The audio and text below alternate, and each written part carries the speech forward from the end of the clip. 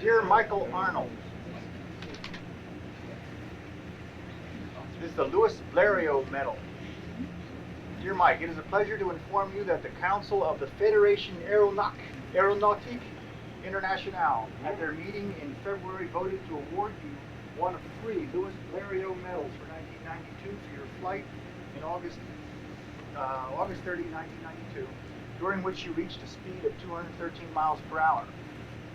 The bylaws of the FAI provide 3 Louis Blériot medals may be awarded each year to the respective holders of the highest records for speed, altitude, and distance in a straight line established in the previous year by light aircraft in the first 3 subclasses as defined in Section 2 of the Sporting Code.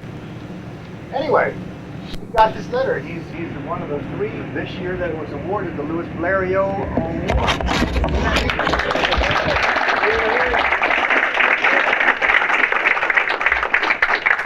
We have I just got this afternoon. I'm just hereby turning over the meeting to our speed demon here, Mike Arnold. Thanks very much. Turn on the air conditioning. I've got a louder voice than he does, right? Now I'm going to try to talk loud. This is hay fever season for me, so I may give out about halfway through here. Fortunately, Max and I have brought 3 hours of edited videotape, which we're going to show you the whole 3 hours today. No, we're not. We use a lot of laminar flow. In 1982, I was involved in an airplane project called the OIL-RUTAN biplane racer. Some of you may have heard of the airplane. I see some heads nodding. I was crewing on the airplane at Reno. This was, as the name suggests, a biplane racer. And B.J. Holmes came out from NASA. I don't know whether you know who B.J. Holmes is or not. He's a Heimlich-Muck now in NASA. Then he was just a kid, 1982. And he came out and sprayed the airplane, the upper surfaces of the wing and the portions of the fuselage directly behind the propeller, with some stuff called acinephthine, which is a sublimating chemical, which if you go up and fly the airplane around with this stuff on the wings wet, will dry in such a way that you can actually see the demarcation between the laminar flow and turbulent flow on, for example, a wing surface. What we saw was that the airplane was getting laminar flow all the way back to 60% of the chord. Now what this means is, for those of you who are not laminar flow buffs, and I know a lot of you RV6 guys don't know anything about laminar flow because you can't get it on those metals. Great airplane though, don't mean to knock it. What this means is that on a normal airfoil, for example, what's a so-called normal airfoil, all airfoils, well, I'll talk about this in the film a little bit, all airfoils get some laminar flow if they're smooth enough. A laminar flow airfoil, by extending the laminar flow, by moving the point of maximum thickness on the airfoil back, they can extend that region of laminar flow. And the reason we all want to extend the laminar flow is because laminar flow is about, in some cases, a third of the drag of turbulent flow. So if you're looking to make airplanes go fast, laminar flow, if you can figure out a way to get long laminar flow runs, the airplane is going to have a lot less drag. Max, if you'll roll up to our next piece, it's 30-30. Right. So, and I'm talking right off the bat about the wing, because the wings on most airplanes are probably a third of the drag of the airplane. Or my airplane does work out to about a third. So if you can cut, for example, the drag of the wing in half, that's about 15% of the total drag of the airplane that you're eliminating, and 15% is good for, on my airplane, good for about 10 miles an hour. So you get a free 10 miles an hour extra if you've got long runs. So, you worked that on the fuselage too? the B.J. Holmes study that I mentioned, that's controversial. there are some folks, the B.J. Holmes study indicated that in fact you can get laminar flow behind the propeller, and we saw it on the AMSOIL racer that I talked about. That is, it looks like, according to the demarcation line that you see on the acinifine, this material that we sprayed on, it looks like you're getting laminar flow on that section. But it's been shown since that study was done that the laminar flow is interrupted each time the blade comes by. It messes it up and it becomes turbulent. But in between blades, it recovers and you get laminar flow. So if you think about that a little bit, the blade's only there. You remember the machine guns that used to fire through propellers. A lot of bullets get through in between blades, and the same is true for laminar flow. You get a lot of laminar flow during that period when you don't have a blade in front of that fuselage, and then of course it's interrupted and has to recover again. So you don't get the same kind of laminar flow drag reduction on a fuselage that you get on a wing, but you do get, it's cleaner. I mean, you do get laminar flow in certain times. Yes? Can I ask you a real quick question? Why use a protractor? I did. I'm sorry. Well, that's the controversy. There are some folks, Alex Strojnik, I think is how you pronounce his name, and Bruce Carmichael have written a lot of studies about how the only way to make an airplane go really fast is to put the propeller in the back because of this problem of the interruption of laminar flow on the fuselage. If you get a propeller up there, it's going to disturb the flow. I don't want to talk too much about pushers because I don't like them. Because they have some other problems that cause drag. So there's controversy about that as well. Which is faster, pushers or tractors? I think, because of a lot of different things, that it's probably just as fast to put the propeller in front. But that's just what I think. Your own personal vote. Yes. Really, the reason I'm making such a big deal about this laminar flow stuff is that for many years, power plane people didn't like to fool around with laminar flow for lots of very good reasons. The first of which is that on large power planes, the commercially available planes that have cuffs, leading edge cuffs, you can forget about getting any kind of laminar flow at all. You just can't make that cuff smooth enough. You can't get it down to 20 thousandths, get the waves down to 20 thousandths peak to peak. So generally what people have on power planes, and also because of this problem or this controversy about what happens when you put a wing behind the propeller, does that destroy laminar flow? It has been considered for many years that you couldn't get any laminar flow on the fuselage because of the prop up there. So for those two reasons, yes? Is this 20,000 if they consider the underwing? Is that why the number comes up? No, it is basically it's just what they have discovered in the wind tunnel is that if you get the waviness any higher than 20 thousandths peak to peak, the laminar flow will transition to that turbulent flow you always see in the books is the little rolly kind of flow as opposed to this very smooth laminar type flow. What would be the wave, what I would call a wavelength between your plane? 2 inches. Huh? 2 inches. 2 inches. Yeah. But if it's longer than 2 inches, you got 20 mils. Well, the gauge actually has, you notice the little legs that are sticking out. The legs are 2 inches apart, and you just couldn't measure it. Yeah. So, I forgot where I was. Talking about laminar flow. So, and it also has been thought that you couldn't really maintain laminar flow very long because of bugs, insects. You get a few bugs on the wings, and everybody says, oh, you know, the airfoil's going to do crazy things. It's not going to work anymore. And in my experience, I've flown the airplane for 2 or 3 weeks without washing the bugs off at all, just to fool around and see what would happen. That means that I not only destroyed laminar flow all over the wings, but all over the tail surfaces, all over the run, the cowl, lip, the canopy. You get a little laminar flow on the canopy. All that stuff was going. And the airplane slowed down as far as I can. You know how difficult it is to go really what speed you're really doing.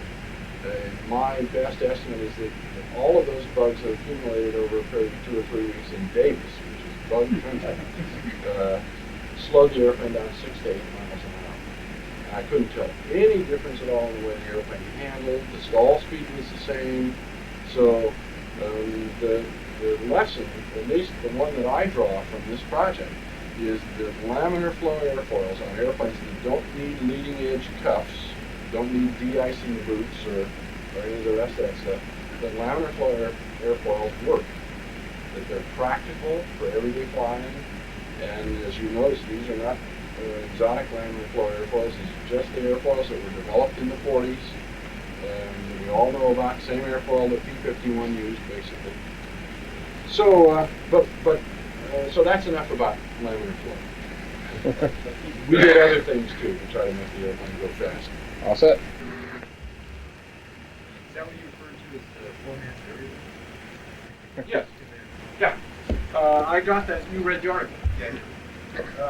Four-man's area rule was something that I read that John Thorpe had called something he did, but I didn't really know what he did.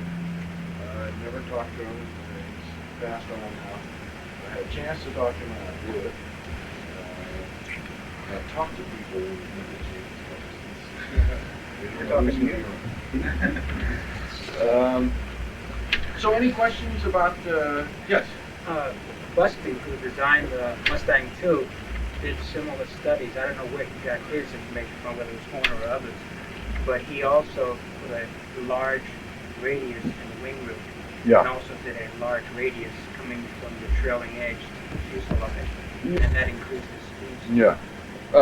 Horner, who I mentioned throughout this thing, I don't know whether you all know who Horner is. Horner is, I just love Horner. He's an old German guy, worked on a lot of German stuff during the Second World War, brought his stuff over here then and worked in for NASA and some other outfits. And in about, I believe, early 1960s, wrote a book called Fluid Dynamic Drag. Sounds real highfalutin, but he wrote the book for non-engineers like me. So if you want to know all this stuff, it's all in Horner. Larry? No, I was agreeing with you. Not engineer over here too. Yeah. I was concerned about the finish on an airplane. A lot of super fast airplanes, they aren't necessarily painted brightly. Yours is shiny. I've seen like a catbird where they put a light scuff on it. Yeah. And No, actually, the orange peel, or at least that's what I'm told by Bruce Holmes. What I'm going to you ain't seen my orange peel. Mine's bad. Mine's really bad. I had a guy, I'm not a painter, and I took the airplane to a paint shop, automotive paint shop, and they had a shop, and asked me to shoot Imra. Because I don't know a lot about paint, I picked Imra. But Imra, it turns out, is very difficult to shoot without orange peel. So look at any UPS truck, and you can see heavy-duty orange peel. Bruce Carmichael, who is who I'm going to show you a little bit next, is a real fine aerodynamicist, and looked at the airplane and said that orange peel is not hurting me a bit. But nevertheless, sanded the upper surface of the wing before I went for the record, and was very careful to note that any change in speed, I sanded it up and polished it, not super polished, but at least took off all the orange peel. Didn't make a bit of difference. Sorry. I hear Sailplane running the same leading edges. That's right. Not only the leading edges, they do a crosshatch with 600 grit and don't polish it at all.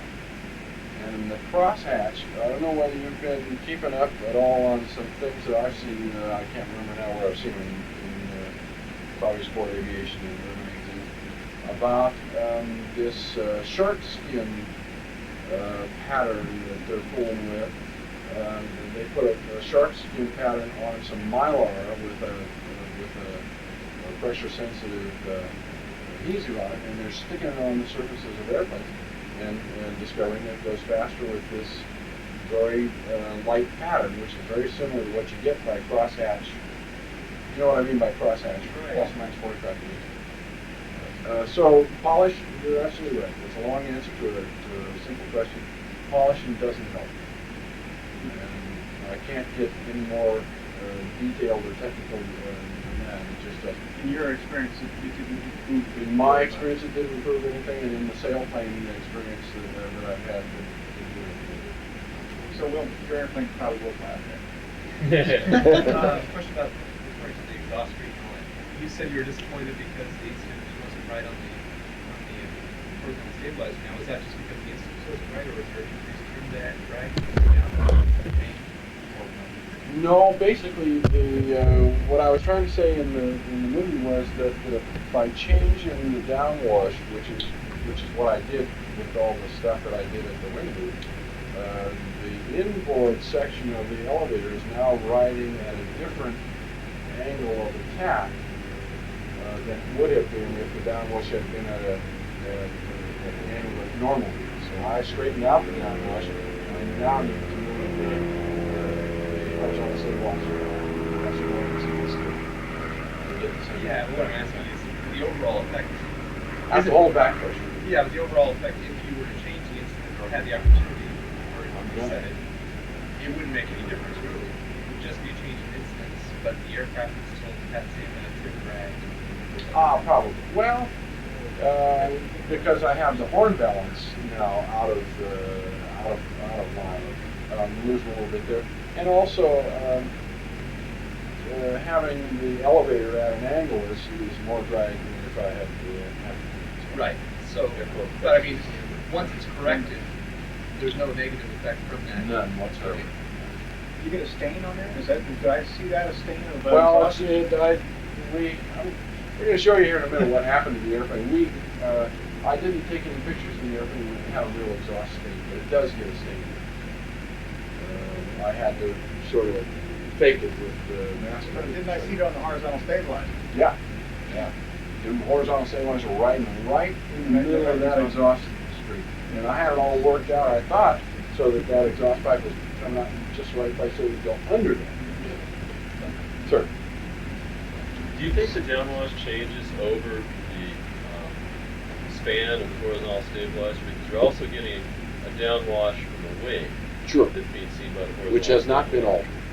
And do you think the things you've done with the fuselage have effectively changed the downwash from the center line working out the Absolutely. wing? So is your downwash now... But it's the downwash that is in right close to the fuselage. Right. Do you think that's different now than it is out of the wings? Or have you done better or worse than that?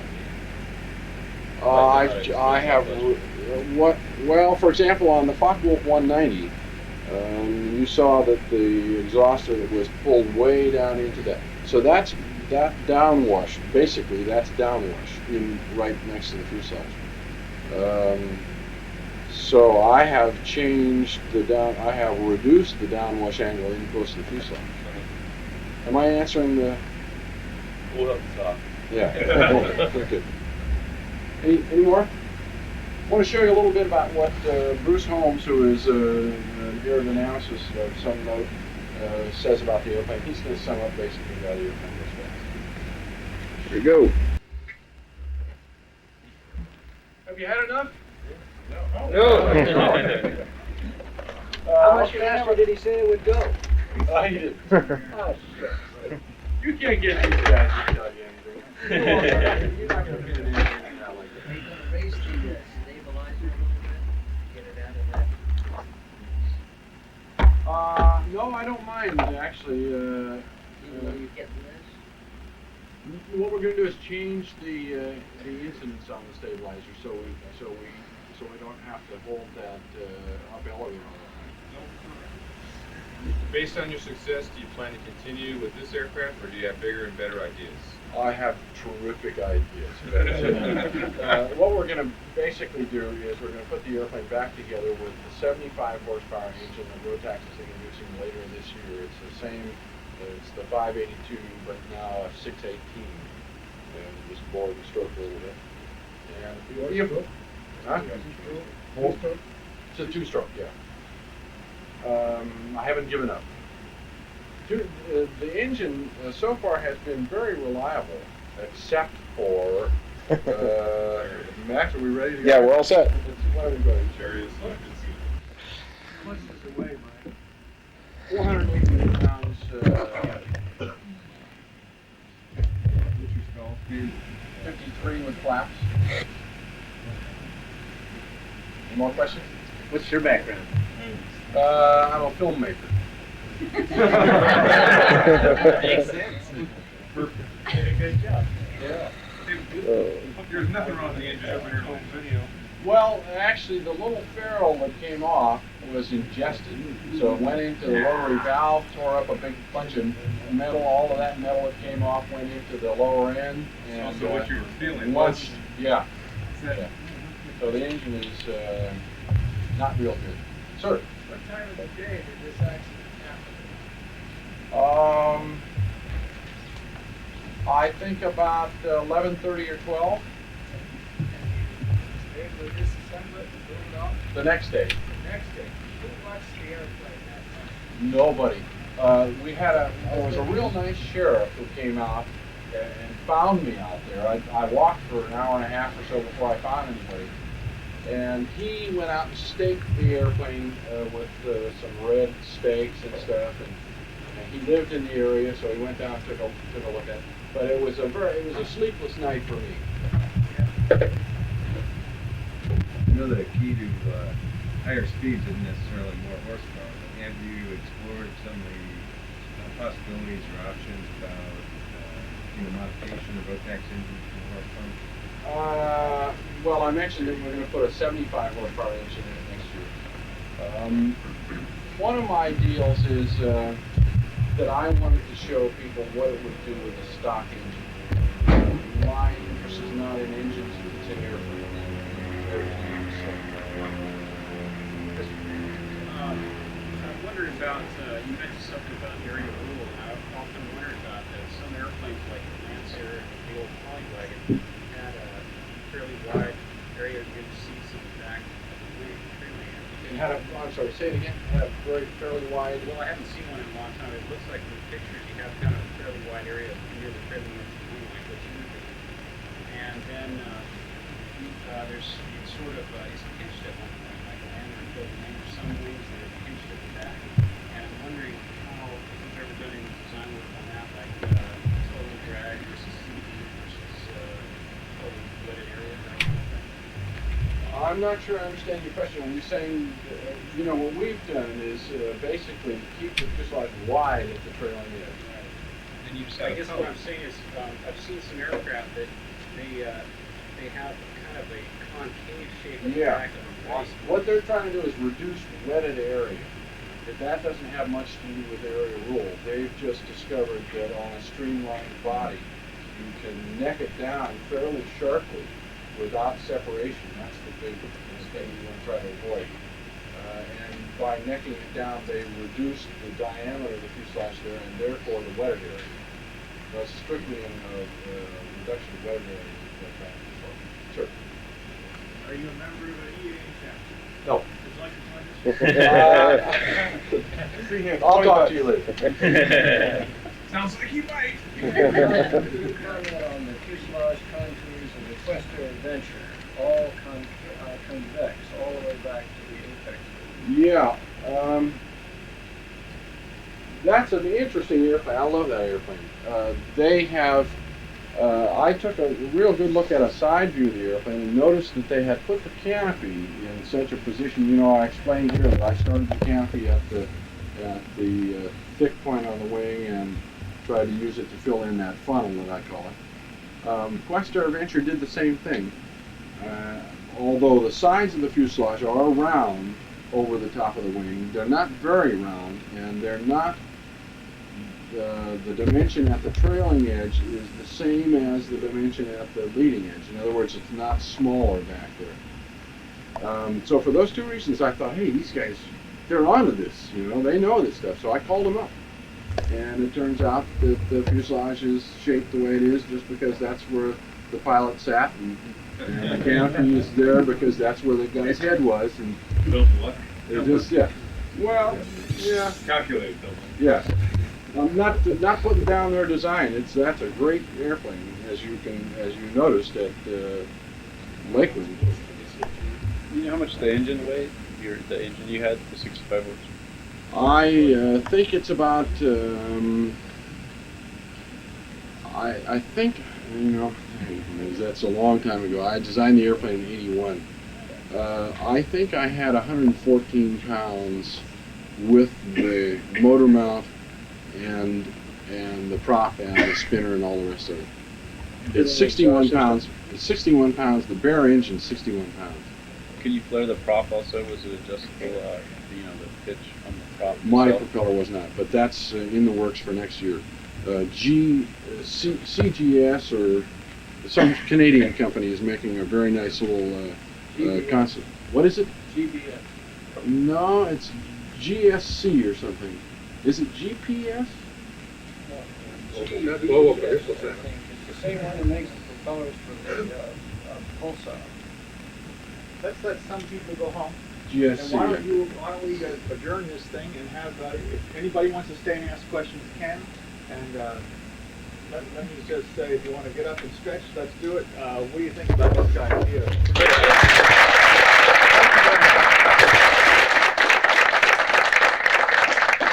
you think about risking for $20 for a?